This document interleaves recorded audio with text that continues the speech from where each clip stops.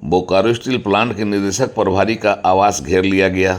आमरण अनशन और धरना शुरू कर दिया गया। बीच सड़क पर से लेकर उनके आवास के मुख्य द्वार तक में धरना शुरू कर दिया गया। बाकायदा विस्थापित अप्रेंटिस संघ का बैनर टांग दिया गया। हाथ में रखी तख्तियां लहराई जाने लगी। विस्थापितों का हक दो, वार्ता के नाम पर ठगना बंद करो, विस्थापितों को नियोजन दो।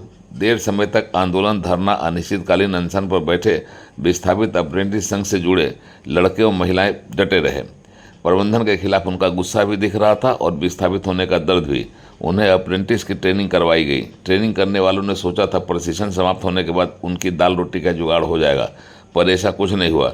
उन्हें कई बार समझाकर शांत कराया जाता रहा, छला जाता रहा। अब तो उम्र भी समाप्त होने जा रही है। चिंता आंदोलनकारियों को बढ़ती उम्र का भी है, जो उनके लिए खतरे की घंटी बजाने लगी है। फिर बचता क्या है? अपनी बात रखने के लिए आंदोलन ही सहारा है।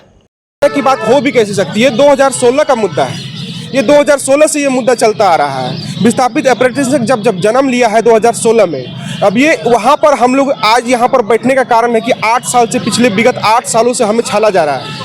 और ये प्रबंधन ऐसा कान में मतलब तेल लेके सोया हुआ है कि आज हम लोग कहीं के नहीं रह गए हैं। बेरोजगार का दर की ठोकरें खा रहे हैं। ना हम लोग 10 रुपये कमा पा रहे हैं, ना ही हम लोग कहीं से और सोर्स ऑफ इनकम है, क्योंकि हम लोग यहाँ पर ज़मीन दे के बैठे हुए हैं। अगर हमारी ज़मीनें होती तो शायद हम यहाँ पर खेती करते, उपज करते और हम लोग अपना जीविकोपार्जन कर लेते। लेकिन आज वो साधन भी हमारे पास नहीं है। हम कहाँ जाएँ?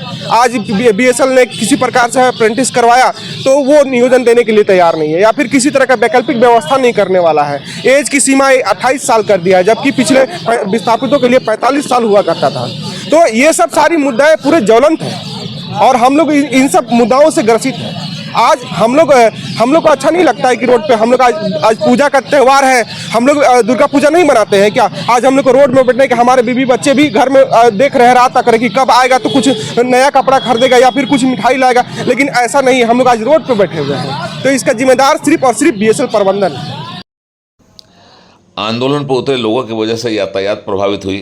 बोकारो स्टील के डायरेक्टर इंचार्ज के आवास को इस आंदोलन की वजह से सुरक्षा घेरे में ले लिया गया है।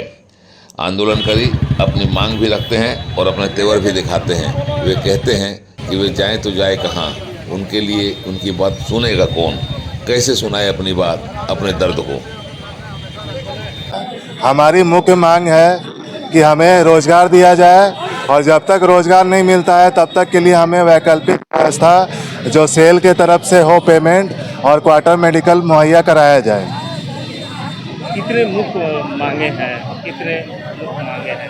मुख्य सबसे पहले ये 2016 का नोटिफिकेशन और प्रक्रिया स्टार्ट हुआ है, तो हमारी मुख्य मांग है कि उम्र ख़त्म हो गई तो उम्र की सीमा में छूट दिया जाए और ज़्यादा से ज़्यादा वैकेंसी लिया जाए और पूरे 1500 को नियोजित किया जाए, जो हमारे विस्थापित साथियों का जन्मसिद्ध अधिकार है, जिससे वार्ता के नाम पे प्रबंधन कई बार ठगता आ रहा है और बार बार ठग रहा है। इसलिए मजबूर होकर आज हम यहाँ पे आमरण अनशन पर बैठे हैं।